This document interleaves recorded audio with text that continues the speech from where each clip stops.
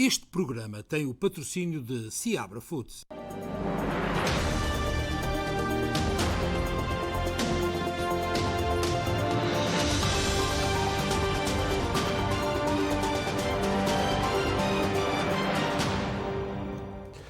Para todos, muito boa noite, sejam muito bem-vindos a este especial Informação de quarta-feira, que transmitimos através das redes, das plataformas que temos de transmissão de sinal e também através do Facebook. Portanto, para si, em casa, tenha uma muito boa noite e um bom programa.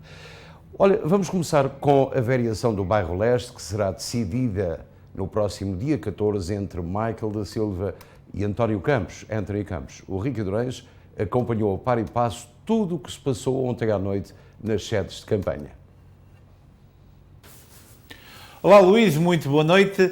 Sim, foi um dia de fortes emoções, não só na cidade de Newark, mas também e principalmente aqui no bairro Leste, à medida que se foram conhecendo os resultados das eleições municipais. Há já uma certeza, vai haver uma segunda volta aqui no bairro e vai acontecer também outras duas segundas voltas, uma no bairro Sul, outra no bairro Oeste, o que é claramente um cartão amarelo à administração de Ras Baraka, já que os candidatos por ele apoiados, dois conseguiram ir a essa segunda volta, no bairro Sul e no bairro Oeste, e o candidato aqui no bairro Leste, Luís Weber, foi o menos votado na contenta de ontem. Mas vamos então analisar aquilo que aconteceu durante ontem, 10 de maio, na primeira volta das eleições municipais. Na cidade de Newark, o mayor Ras Baraka teve uma oponente, Sheila Montag, e venceu confortavelmente com 82,78% de votos. 13 mil pessoas votaram nele, houve no total 15.816 votos. Aqui no bairro Leste, 4 candidatos, Michael Silva, Anthony Campos, Jonathan Seabra, Luís Weber.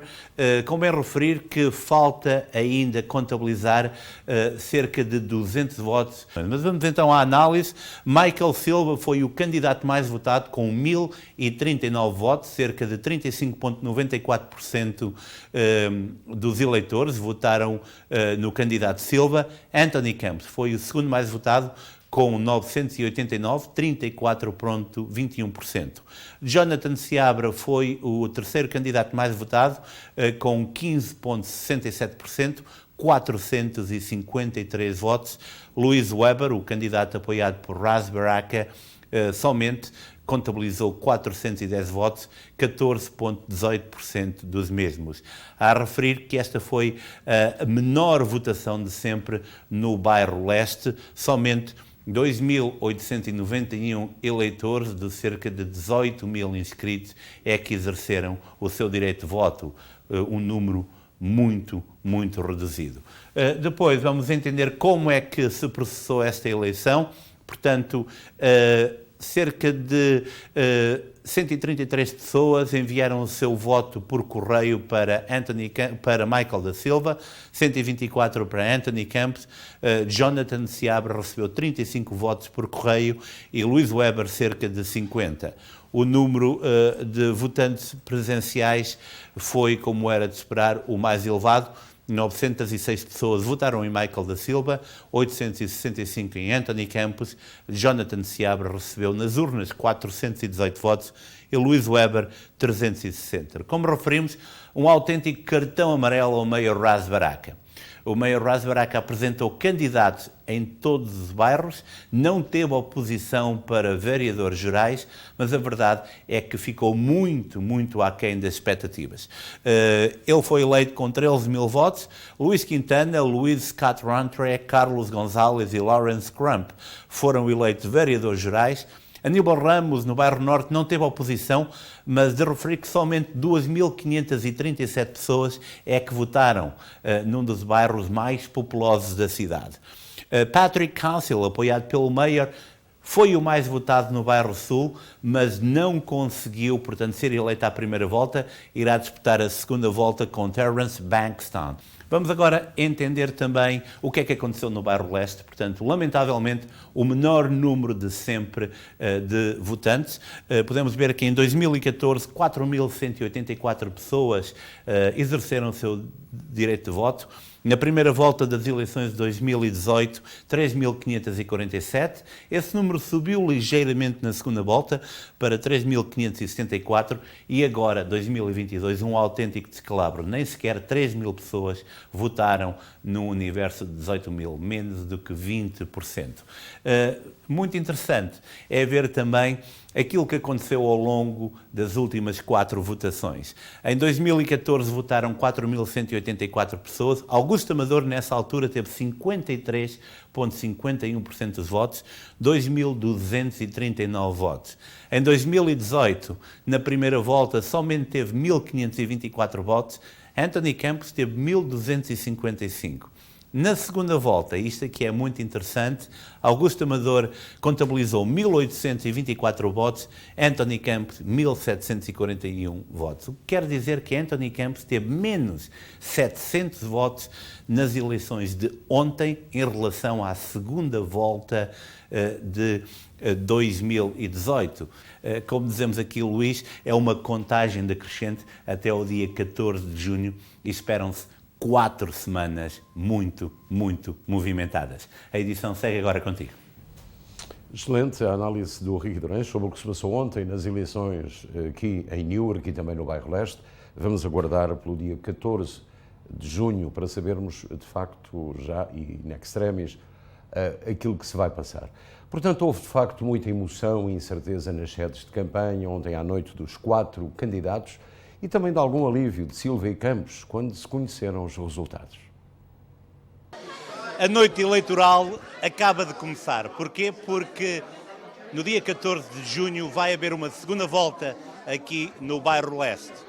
Cerca de 3.000 pessoas votaram hoje em Newark, no bairro Leste. Michael da Silva é o candidato mais votado, com 36% dos votos contabilizados, e irá disputar a segunda volta com Anthony Campos, que contabilizou 34% dos votos.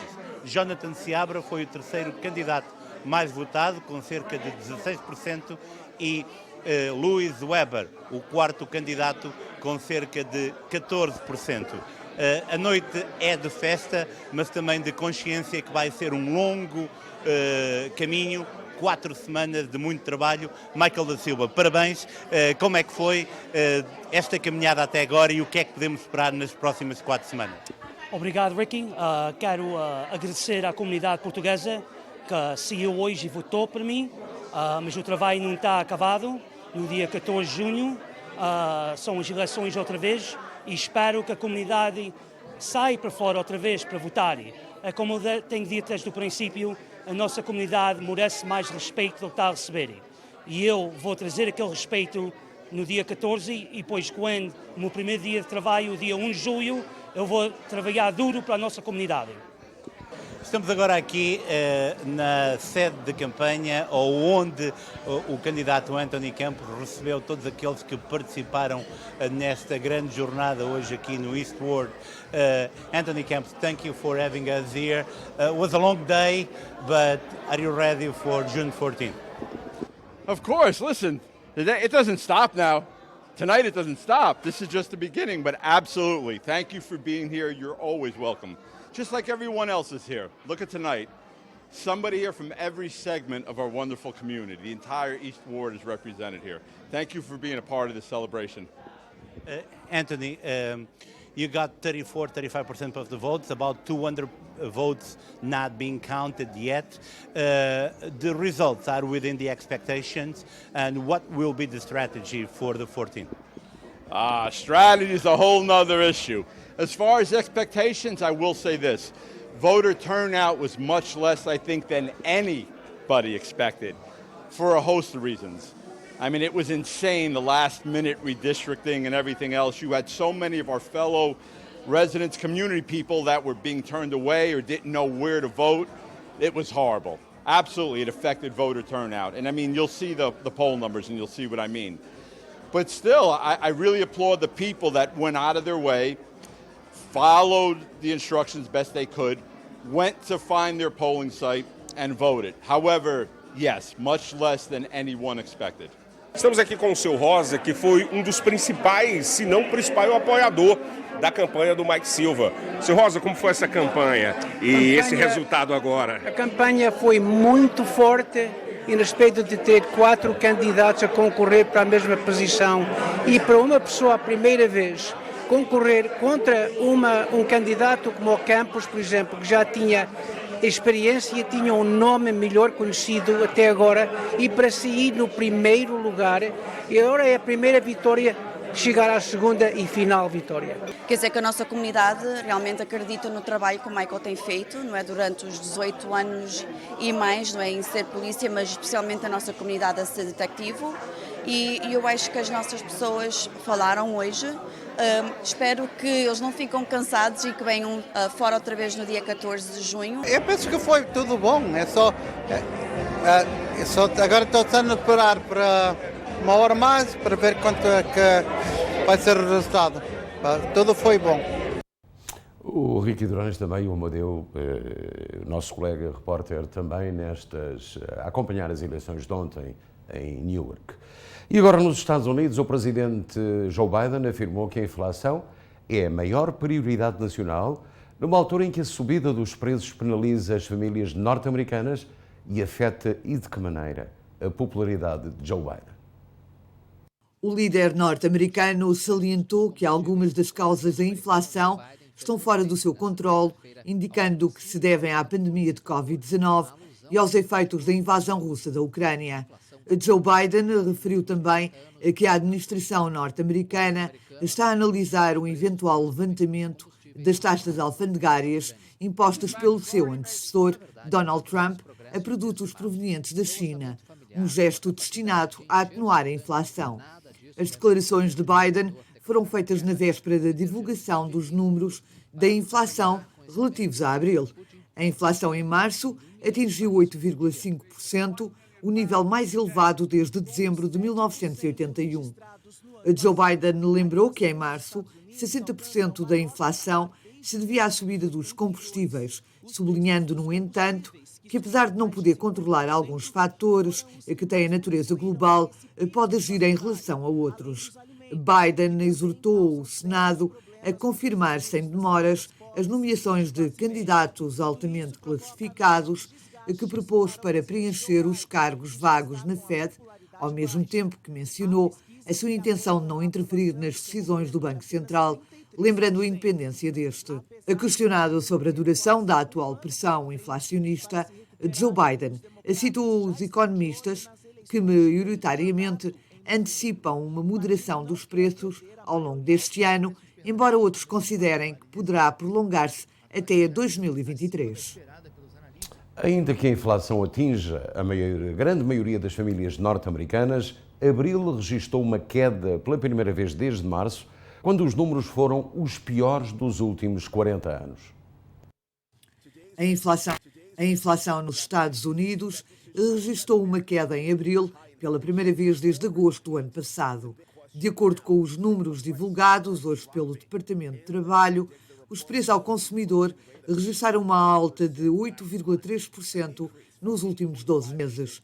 Em março foi registado um recorde em mais de 40 anos, quando o índice chegou a 8,5%. A energia e alimentos tiveram um aumento de 6,2% nesse período. No geral, os preços subiram 0,3%, menos que 1,2% de aumento registrado em março. Segundo os economistas, esses números mostram que a inflação está em queda e que os preços devem baixar mais nos próximos meses. O presidente Joe Biden disse que reduzir a inflação é a sua principal prioridade nacional. Biden disse que algumas das raízes da inflação estão fora do seu controle, como a pandemia de Covid-19 ou os efeitos da guerra da Rússia contra a Ucrânia. Segundo o democrata, em março, 69% da inflação nos Estados Unidos tinha muito a ver com o aumento da gasolina provocada pelo conflito na Ucrânia. No entanto, é importante que eu lhe refira aquilo que hoje os analistas disseram em relação à inflação. Se a inflação sobe, aumentar as taxas de juros também significa um descalabro para a economia mundial. Portanto, alguém tem de descer ou a inflação ou as taxas de juros, mas ambas em simultâneo ao aumentar provocam de facto uma tremenda confusão em toda a economia mundial, e isso é uma coisa que tem que ser resolvida pelos analistas muito em breve. O presidente dos Estados Unidos, Joe Biden, autoriza documento ao Departamento de Estado alertando para um eventual golpe de Jair Bolsonaro no Brasil, caso perca as eleições de outubro. É de facto uma situação extremamente complicada, na medida em que Bolsonaro sempre votou Putin e, além disso, já declarou publicamente que o apoia. O presidente dos Estados Unidos, Joe Biden, autoriza documento para o Departamento de Estado alertando para o golpe de Bolsonaro caso perca as eleições de outubro de 2022. O Departamento de Estado americano deu aval ao alerta do ex-diplomata Scott Hamilton de que Jair Bolsonaro, do partido do PL, pode tentar um golpe caso não tenha as vitórias nas eleições em outubro. Segundo o documento de Hamilton, que foi publicado em 29 de abril no jornal o Globo, lá no Brasil, defende que o governo Joe Biden alerte o presidente brasileiro de que a aceitação de uma eventual derrota teria consequências diplomáticas e sanções comerciais. Cópias desse documento do Hamilton foram distribuídas por diplomatas americanos a executivos de multinacionais com negócios no Brasil.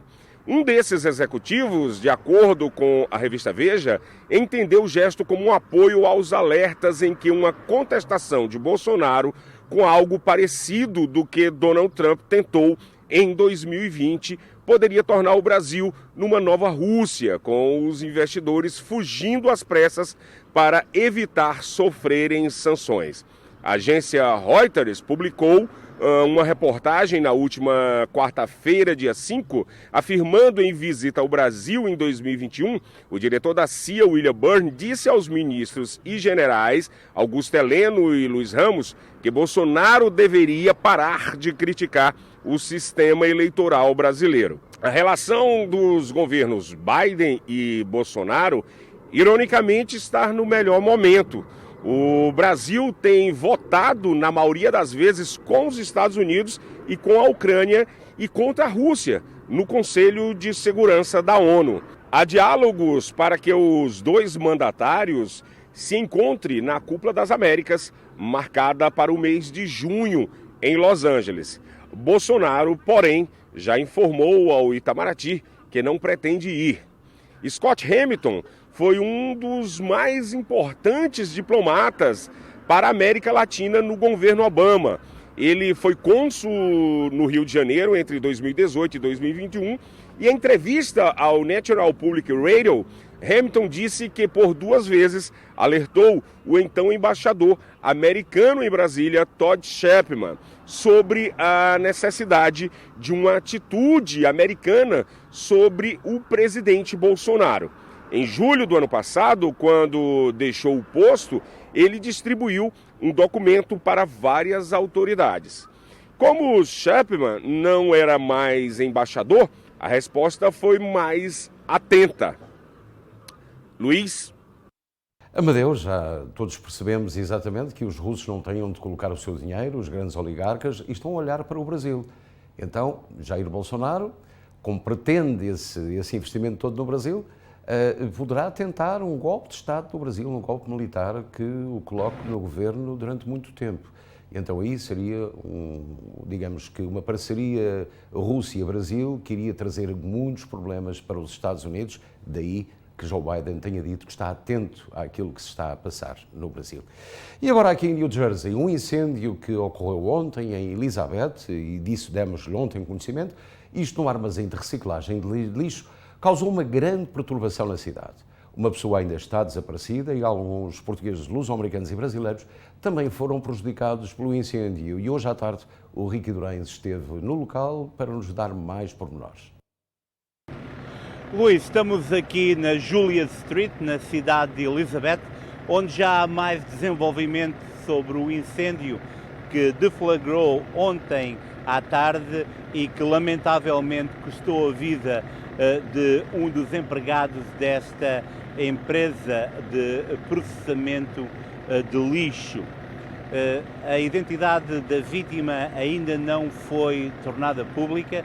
Sabe-se sim que é um senhor já de idade que trabalhava aqui e que lamentavelmente não se conseguiu libertar das fortes chamas e do fumo intenso que assolou toda esta área. Lembro também que vários residentes foram evacuados porque havia muita apreensão das autoridades em relação ao incêndio em si.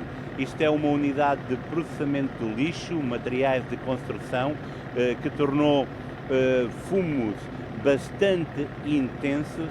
O incêndio perdurou por cerca de 9 horas. Os bombeiros continuam aqui no local. Porquê? Porque há aquela operação de rescaldo que continua a ser feita. Para já, sabe-se, como referi, que há uma vítima mortal a lamentar.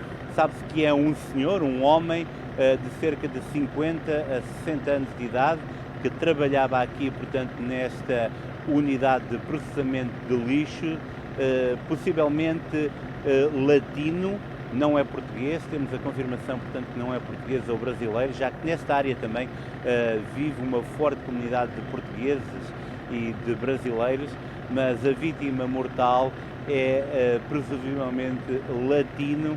E agora as autoridades no terreno continuam a tentar descobrir as causas deste incêndio. Para já, tudo aponta para que o mesmo tenha surgido em algumas das máquinas de processamento do lixo, dos materiais de construção que diariamente eram aqui entregues por vários caminhões. Portanto, a tragédia abateu-se na cidade de Elizabeth e nós iremos continuar a acompanhar este caso no momento em que as operações de rescaldo ainda continuam. Com imagens de Amadeu Maia, Ricky Durães, em Elizabeth. Obrigado, Ricky. A jovem que foi deliberadamente atropelada em Elizabeth no mês passado deve ter alta ainda hoje ou amanhã de uma clínica de reabilitação. Morgan foi perseguida por um Jeep e devem estar a lembrar-se dessa situação. Um Jeep que pertencia a um indivíduo que a perseguiu e atropelou várias vezes. O impressionante vídeo mostra Morgan Scott a ser deliberadamente atropelada várias vezes após um acidente. Scott foi transferida para a instalação depois de sofrer ferimentos graves no ataque que a enviou para o hospital, onde fraturou ossos do pescoço e das costas e várias costelas. O pai, Ian Scott, disse que Morgan ainda tem um longo caminho a percorrer para voltar à sua vida normal, mas está a melhorar mentalmente. Uma campanha de fundos do GoFundMe para as suas despesas médicas chega a quase $130 mil. Vincent Jane, o homem acusado no incidente, deve voltar a tribunal a 1 de junho. A polícia diz que Jane perseguiu-a e atropelou Morgan num caso de extrema fúria na estrada. A polícia diz que o acusado ficou enraivecido quando Morgan tentou tirar fotos de um pequeno acidente. Uma situação inexplicável. Há uma grande polémica em New Jersey com a possível libertação de um homem acusado há décadas de ter morto um agente da Polícia Estadual. O Supremo Tribunal de New Jersey poderá conceder-lhe a liberdade condicional, mas não só o governador de New Jersey, Phil Murphy, mas também outras entidades públicas e privadas não estejam de acordo. O Supremo Tribunal de New Jersey ordenou a liberdade condicional de um dos prisioneiros mais importantes de New Jersey, Sundiata Acoli, ativista do Exército de Libertação Negro, condenado pelo assassinato em 1973 do agente da Polícia Estadual de New Jersey, Werner Foster. Numa entrevista à votação de 3-2, aplaudida pelos apoiantes da Acoli e criticada pelo governador Phil Murphy e pelo Procurador-Geral do Estado, o Supremo Tribunal do Estado reverteu uma decisão do Conselho Estadual de Liberdade Condicional, negando a liberdade condicional de Acoli. O Tribunal decidiu que não havia evidências credíveis, substanciais, para apoiar as conclusões do conselho de que a libertação representava um perigo para o público. Akoli e um cúmplice foram ambos condenados pelo assassinato de Foester, embora Shakur tenha escapado para Cuba, onde reside, sendo uma das fugitivas mais procuradas. Akoli cumpriu a sua pena na prisão. Portanto, a cúmplice de Akoli, Shakur, está em Cuba há décadas, em liberdade, e existe de facto uma recompensa pela sua captura de 2 milhões de dólares. Mas ninguém lhe pôs a vista em cima até hoje. O interesse de milionários americanos pelos chamados vistos Gold aumentou cerca de 300% entre 2019 e 2021. Os corretores deste tipo de vistos dizem que as razões se prendem com a guerra, com a pandemia e também com a segurança dos familiares destes milionários. O número de americanos ricos que solicitam cidadania ou residência em países estrangeiros aumentou nos últimos 3 anos, à medida que bilionários, empreendedores e celebridades dos Estados Unidos da América procuram criar um plano B para as suas famílias, segundo várias empresas de migração de investimentos. A mais de uma dúzia de países oferecem os chamados passaportes dourados e vistos que permitem que estrangeiros recebam cidadania ou residência em troca de investimentos nos países. Os programas mais caros variam entre 1,1 milhões de dólares em Malta e 9,5 milhões de dólares na Áustria, segundo a Forbes. Várias organizações que tratam de assuntos relacionados com os chamados Gold Visas dizem que o interesse de milionários americanos por países estrangeiros, entre os quais Portugal, aumentou 300% entre 2019 e 2021. A Henley & Partners, uma das maiores corretoras de cidadania do mundo, disse que as vendas destes vistos para cidadãos americanos aumentaram 327% entre 2019 e 2020 e mais 10% em 2021. A pandemia e a guerra na Ucrânia são as principais razões que levam muitos milionários americanos a procurar novos destinos por precaução e segurança para as suas famílias. Onde há dinheiro, há vistos Gold, obviamente. O chefe dos serviços secretos norte-americanos afirma que a Rússia estaria a planear continuar a invasão da Ucrânia para além da campanha atualmente em curso na região de Donbass. Para Avril Haines, Putin estaria a preparar-se para um conflito muito prolongado. A chefe dos serviços secretos norte-americanos afirma que a Rússia estaria a planear continuar a invasão da Ucrânia, para além da campanha atualmente em curso na região de Donbass. Para Avril Haines, Putin estaria a preparar-se para um conflito prolongado. Entendemos que o presidente Putin se está a preparar para um conflito prolongado na Ucrânia, durante o qual ainda pretende atingir objetivos além dos do Donbass. Os objetivos estratégicos de Putin provavelmente não mudaram, sugerindo que ele considera que a decisão tomada em finais de março de reorientar as forças russas para a região do Donbass é apenas uma mudança temporária para recuperar a iniciativa após o fracasso dos militares russos em capturar Kiev. A nível diplomático, o primeiro-ministro italiano Mario Draghi foi o primeiro líder europeu a visitar a Casa Branca desde o início dos combates na Ucrânia. Draghi admitiu que a guerra vai provocar mudanças drásticas na Europa. Entretanto, no terreno próximo à frente de batalha, em Donetsk, a unidade de minas e armadilhas do exército ucraniano continua a trabalhar para neutralizar engenhos explosivos. Falando pela televisão, na noite passada, o presidente ucraniano Volodymyr Zelensky prestou igualmente homenagem ao primeiro presidente ucraniano, Leonid Kravchuk, que faleceu após doença prolongada. Leonid Kravchuk conhecia o preço da liberdade.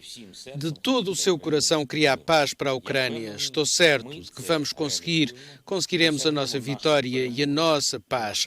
Honra eterna à memória do primeiro presidente da Ucrânia independente. Entretanto, as forças da Bielorrússia anunciaram que vão enviar unidades especiais para 3 zonas próximas à fronteira a sul com a Ucrânia, em resposta ao que o governo bielorrusso classifica como ameaça crescente dos Estados Unidos e dos países aliados. Também o primeiro-ministro do Reino Unido assinou esta quarta-feira um acordo histórico, um acordo de cooperação e segurança com a presidente da Finlândia, à semelhança do que aconteceu umas horas mais cedo com a primeira-ministra da Suécia. Portanto, este acordo feito ou assinado por Boris Johnson e Sauli Niinistö assinaram este documento no qual está prevista a defesa mútua contra uma eventual agressão numa altura em que a Rússia está em guerra com a Ucrânia e provavelmente não se vai querer envolver num conflito com a Finlândia e com a Suécia, que assim, este fim de semana, devem formalmente pedir a sua adesão à NATO. O antigo presidente das Honduras, Juan Orlando Hernández, detido nos Estados Unidos desde finais de abril, vai ser julgado por um tribunal de Nova Iorque. Hernández é acusado de envolvimento no tráfico de cocaína para os Estados Unidos, assim como de posse de armas pesadas. O antigo presidente das Honduras, Juan Orlando Hernández, detido nos Estados Unidos desde finais de abril, vai ser julgado por um tribunal em Nova Iorque. Hernández é acusado de envolvimento no tráfico de cocaína para os Estados Unidos, assim como de posse de armas pesadas. Opositores do governo honduranho manifestaram-se à chegada do antigo presidente ao tribunal. O advogado de Hernández denunciou as condições de detenção do antigo chefe de Estado. Eles limitaram-no, mantendo-o confinado 24 horas por dia. Isto é impossível. Isto é o que se faz a um terrorista, não a um ex-presidente de uma nação soberana. Não consigo explicar porque o estão a tratar como um prisioneiro de guerra. Sou inocente. Juan Orlando Hernández reclamou inocência perante as acusações. O antigo presidente honduranho arrisca uma pena de prisão perpétua. A próxima audiência está marcada para 28 de setembro. É improvável que o julgamento venha a ter lugar antes do próximo ano.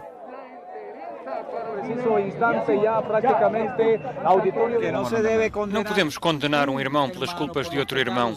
Isto é o resultado de vingança, uma vingança contra um homem que dedicou a sua vida não só a fazer justiça às Honduras, através da extradição de traficantes de droga, mas também à melhoria das vidas do povo honduranho.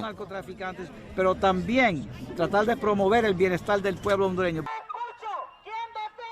Para além de Hernández, também o antigo chefe da polícia, Juan Carlos El Tigre Bonilla, foi detido e extraditado para os Estados Unidos, onde enfrentará julgamento. Em Portugal, o Ministério Público arquivou as suspeitas em relação a Eduardo Cabrita quanto ao atropelamento mortal de um trabalhador da Brisa ocorrido em junho de 2021. Mas Cabrita culpa o motorista. O Ministério Público arquivou as suspeitas em relação a Eduardo Cabrita, antigo ministro da Administração Interna, e a um dos seus seguranças no caso do atropelamento mortal de Nuno Santos, trabalhador da Brisa, ocorrido o dia 18 de junho de 2021 na A6. Embora o ex-ministro e o segurança estejam livres de acusações, mantém-se a acusação inicial contra o motorista que conduzia o carro no dia do acidente. De referir que no dia 22 de abril, Eduardo Cabrita foi constituído arguido no caso, visto que era a viatura que seguia em comitiva, com outros 2 veículos, que atropelou mortalmente um dos trabalhadores que efetuavam obras de manutenção da via ao quilómetro 77, no sentido Caia-Marateca. Como Cabrita gozava de imunidade parlamentar, enquanto deputado, já depois de ter abandonado o cargo de ministro e se aproximavam as eleições, o Ministério Público decidiu esperar pela mudança de governo para oficializar a acusação. No entanto, devido à repetição das eleições na Europa e o atraso na tomada de posse do novo Executivo, a imunidade parlamentar de Cabrita acabou por ser só levada no final de março. Recorde-se que o Ministério Público decidiu reabrir o processo em janeiro, considerando que se deveria apreciar a eventual responsabilidade na ocorrência de outras pessoas. Além do condutor do veículo, acusado de um crime de homicídio por negligência e de 2 contraordenações. Inicialmente, o Ministério Público só tinha deduzido acusação contra o motorista que conduzia a viatura oficial em que seguia o então governante, mas a Associação de Cidadãos Automobilizados, que se constituiu o acidente no processo, considerou, após consultas dos atos, que havia provas suficientes para responsabilizar o antigo ministro por um crime de homicídio por negligência. Face à solicitação da Associação, o Ministério Público decidiu reabrir o caso e ordenou à procuradora titular do inquérito que constituísse como arguidos Eduardo Cabrita e o respectivo chefe de segurança pessoal. No dia 3 de dezembro de 2021, o Ministério Público acusou Marco Pontes, motorista de Eduardo Cabrita, de homicídio por negligência, tendo nesse mesmo dia o então Ministro da Administração Interna apresentado a sua demissão do cargo. Segundo o Ministério, ou melhor, o Instituto Nacional de Estatística, em fevereiro, esta notícia é importante para quem possui casa própria em Portugal, todas as regiões de Portugal apresentaram variações positivas das rendas de casa, tendo o Algarve com 2,7%, a Madeira e Lisboa, ambas com 2,6%, registados os aumentos mais intensos. Quanto ao valor médio das rendas de habitação por metro quadrado, registrou uma subida mensal de 0,3%, uma taxa superior em 0,1% percentuais à do mês anterior. Portugal é o país da Europa com mais casos de Covid. Na última semana, em Portugal, a média diária de casos de Covid-19 por milhão de habitantes ascendeu a 1.150.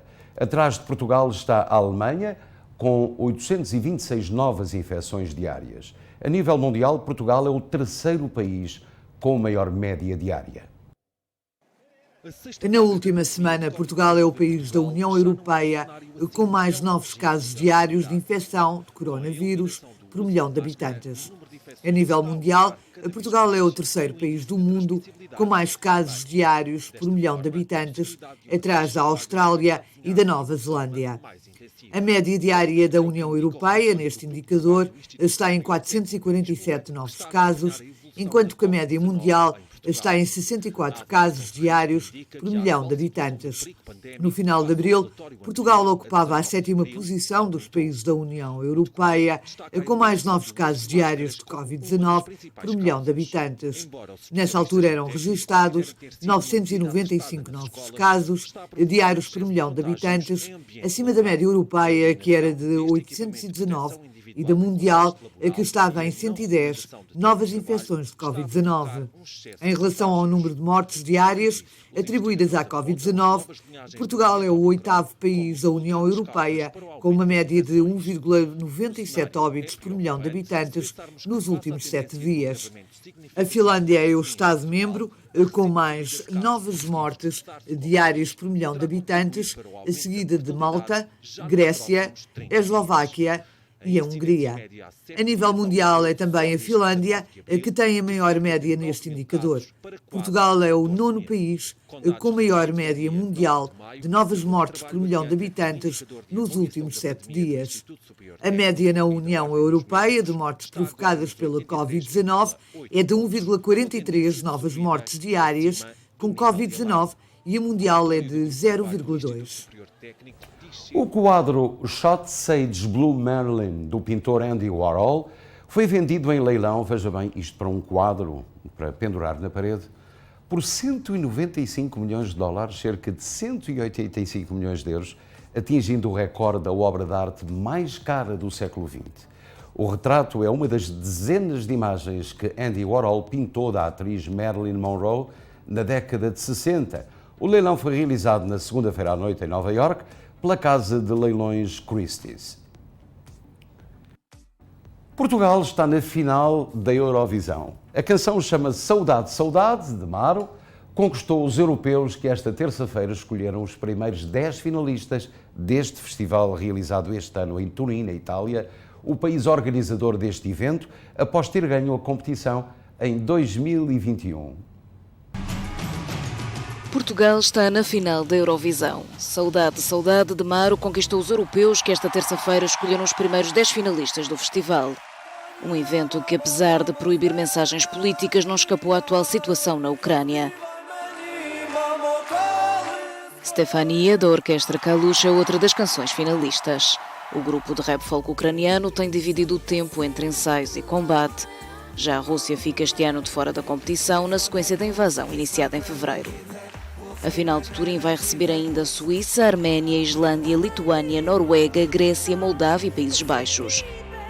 Os 5 grandes, como são conhecidos Reino Unido, Alemanha, Itália, Espanha e França, passam diretamente para a final deste fim de semana. Um palco dourado onde os 18 restantes países vão tentar chegar esta quinta-feira na segunda semifinal.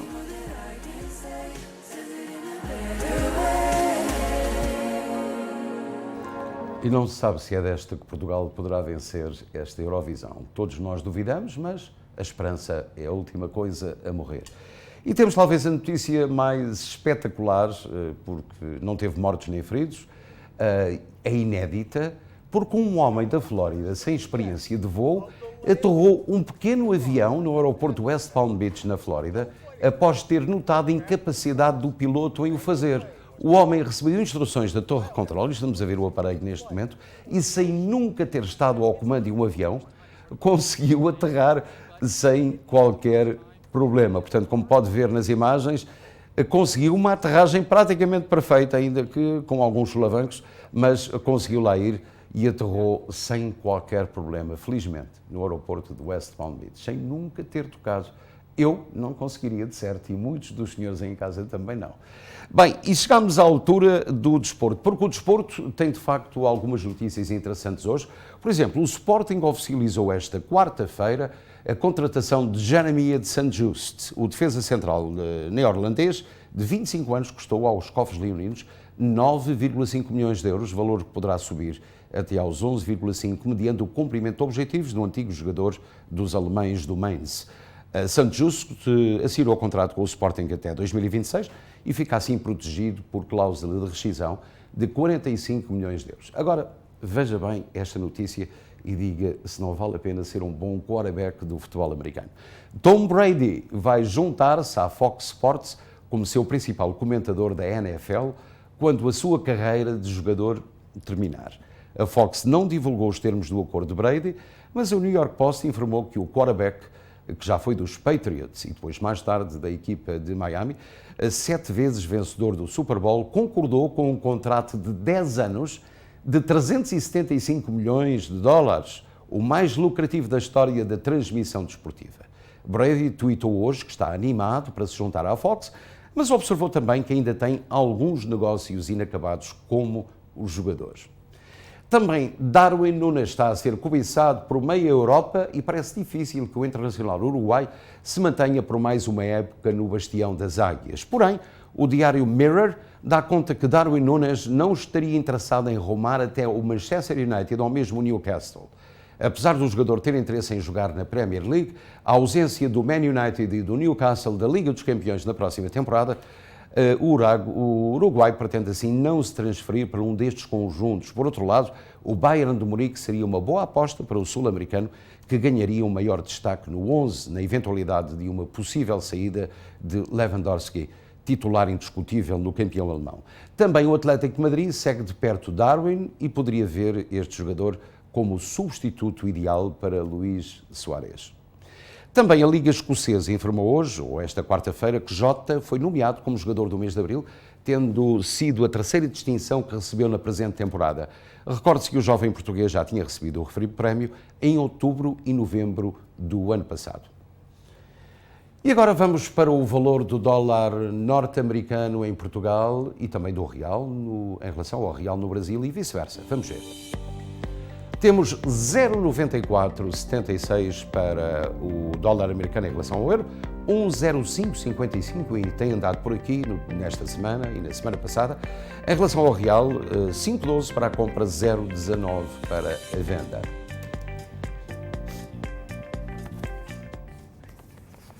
E hoje esteve um dia fantástico, aliás, com alguma nubosidade aqui nos Estados Atlânticos, mas foi um dia bastante razoável, como vão ser os próximos, ainda que provavelmente no fim de semana possa haver um dia de chuva. Mas vamos ver quais são as temperaturas previstas para as cidades americanas, onde há comunidades portuguesas significativas.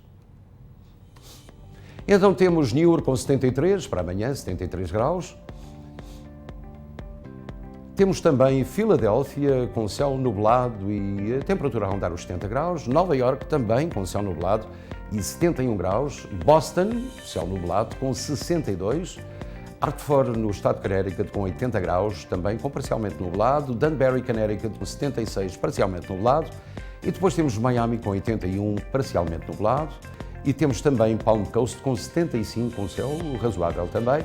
Depois temos Los Angeles, na Califórnia, com 78 graus, céu parcialmente nublado. E, por fim, São Francisco, com uma temperatura mais amena, 70 graus, com céu parcialmente nublado.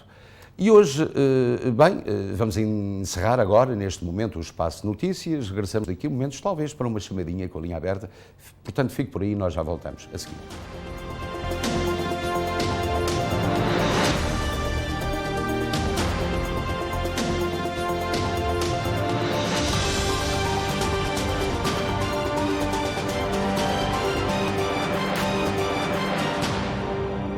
Este programa teve o patrocínio de Seabra Foods.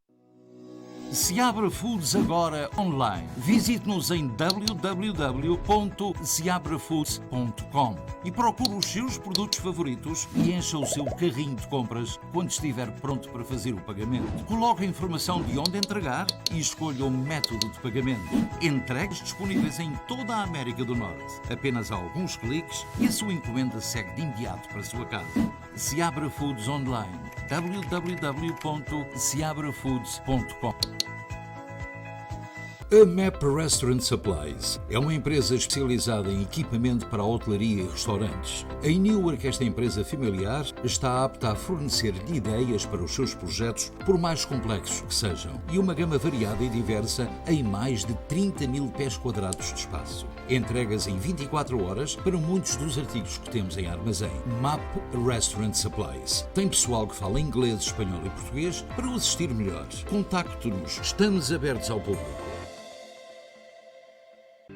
Os grandes trabalhos de demolição e concreto têm um nome: Glowtrack Builders, uma empresa luso-americana que conta com profissionais de altíssima qualidade para os trabalhos de construção mais exigentes. Contacte Glowtrack Builders. Fale com Miguel Seixeiro no 2081 Carter Highway em Newark, ou então pelos telefones 973 412 7100 ou 973 494-3597. Glowtrack Builders. Especiais licores do supermercado Seabra Foods de Kearney, New Jersey. Casa Américo Tinto Branco 6,99. Casa Américo Encruzado 10,99. Visconde Borba Tinto Branco 6,59. Quinta do Cabris Tinto Branco 6,99. Marquês de Marialba Tinto Branco 5,99. Licor Beirão Licor de Portugal 15,99. Coral Cerveja da Madeira Mini Caixa de 24 15,99. Estes são os especiais licores do supermercado Seabra Foods de Kearney, New Jersey. Sabe bem pagar tão pouco, mas sabe mesmo. Firmino Insurance. Descansa as famílias com um seguro de vida pessoal e empresarial. Garantir a tranquilidade da sua família é o melhor negócio. Avaliação do tipo de seguro sem qualquer compromisso. Saiba qual o melhor seguro de vida para si. Firmino Insurance. Água de Carvalhelhos, a lendária Senhora das Águas, nasceu há 100 anos numa aldeia barrosã a 35 km de Chaves. Leve, suave e refrescante, a água de Carvalhelhos prima por possuir uma tónica saudável, de preferência de todos os portugueses. A água de Carvalhelhos é uma água mineral, gaseificada e de elevada pureza e total segurança no seu consumo. Água de Carvalhelhos, a Senhora das Águas. Importação e distribuição Triunfo. À venda em todos os supermercados e comércio em geral.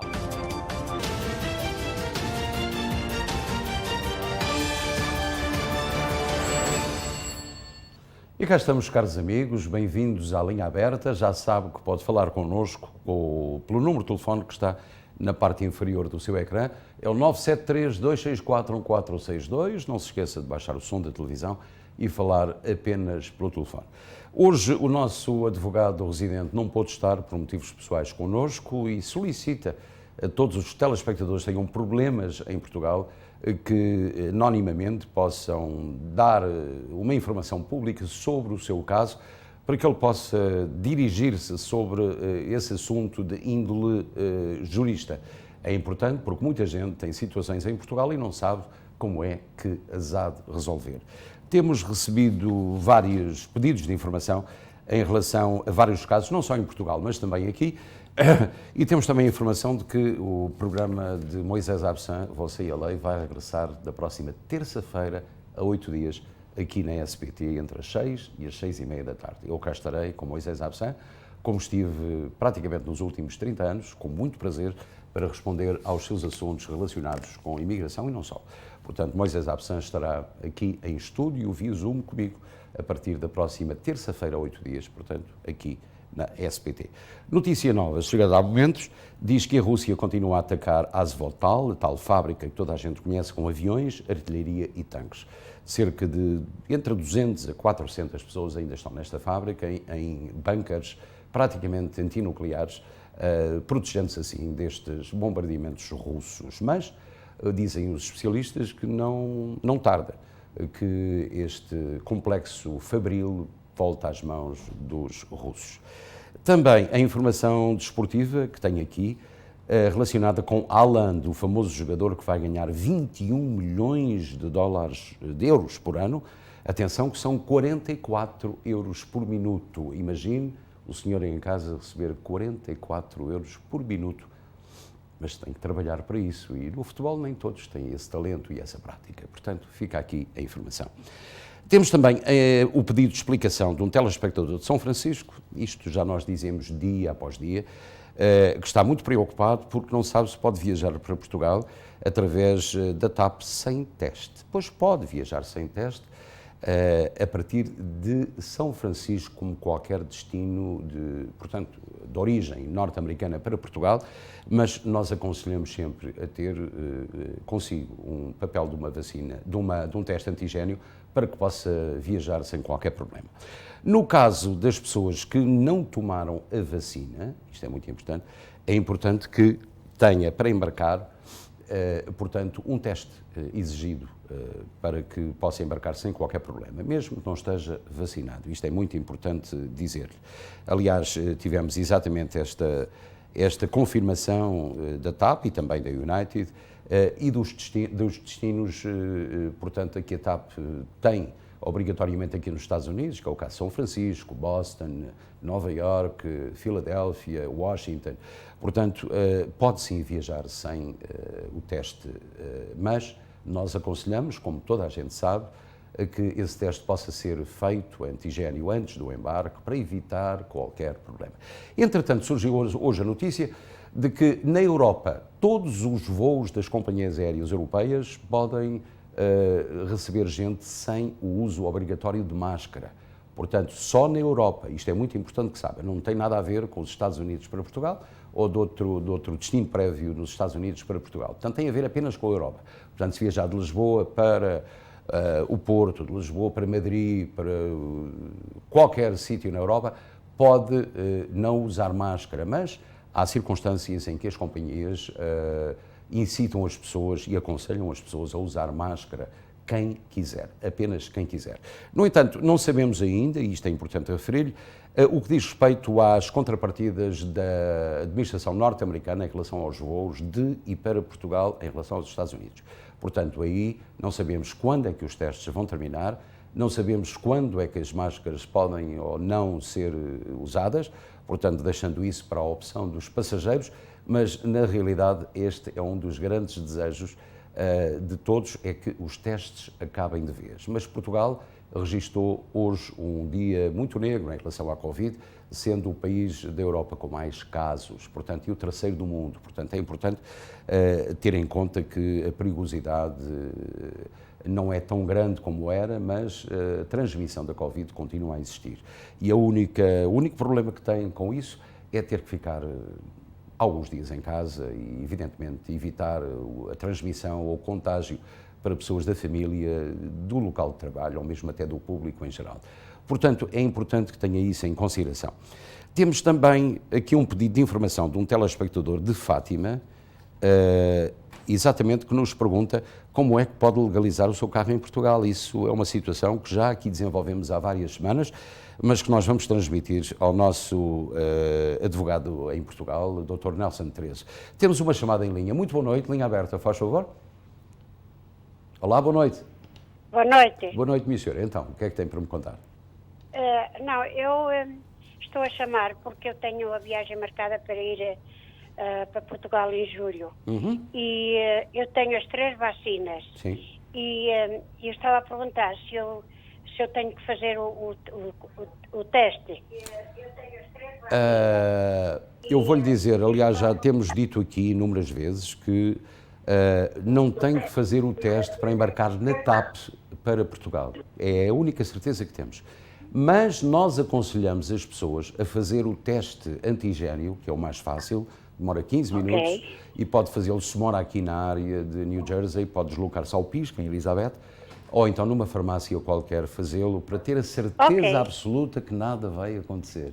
E assim, com o papelinho na mão, a senhora embarca com o coraçãozinho tranquilo e chega a Portugal à vontade. Outra pergunta. Diga. Eu, depois de lá, de Portugal para cá, tenho que fazer o teste? Aí tem que fazer um teste, sim. Ainda é obrigatório por causa da falta de contrapartidas em relação aos Estados Unidos. Portanto, quando embarcar, tem que ser no próprio dia em que embarca para cá. Eu tenho que pagar outra vez. Aí vai ter que pagar, sim, porque agora já não é de borla, já não é grátis em Portugal. Portanto, vai fazer um antigénio lá numa farmácia perto de si, no próprio dia do embarque. Não se esqueça, não pode ultrapassar 24 horas, está bem? Ok, muito obrigada. Foi um gosto ouvi-la. Muito obrigado, foi um prazer ouvi-la. E agora vamos ao tal conselho que é muito bom aqui em Union, muito pertinho de nós, com muita qualidade e muito talento gastronómico. Costa del Sol, o local perfeito para momentos inesquecíveis. Reserve para os mais diversos eventos, casamentos, batizados, festas sociais. Um espaço repousante e tranquilo. Amplo parque de estacionamento. Profissionalismo e experiência ao serviço dos nossos clientes mais exigentes. Costa del Sol. Estava-me a minha produção a dizer que temos um parabéns, é só uma pessoa, então são parabéns, não é? Então vamos lá saber quem é o feliz aniversariante deste segmento, deste programa Especial de Informação. Os parabéns a você, vamos saber quem é.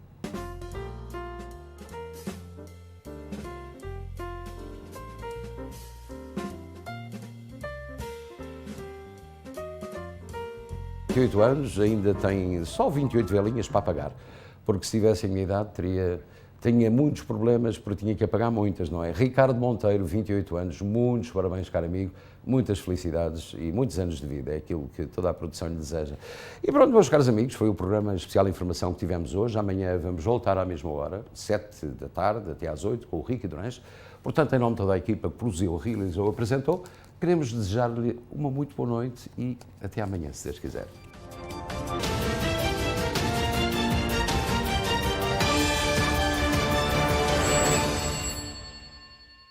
Este programa teve o patrocínio de Seabra Foods.